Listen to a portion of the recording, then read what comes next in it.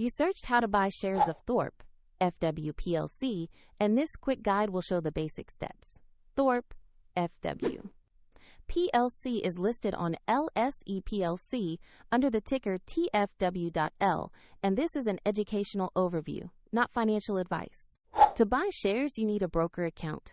We use eToro as an example to show the process.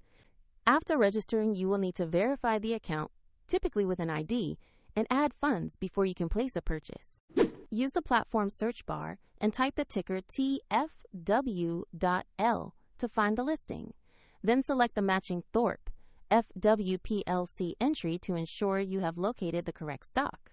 On the asset page, review the basic company information and the price chart to understand recent activity. Confirm the page clearly displays Thorpe, FW, PLC, and the ticker TFW.L before proceeding.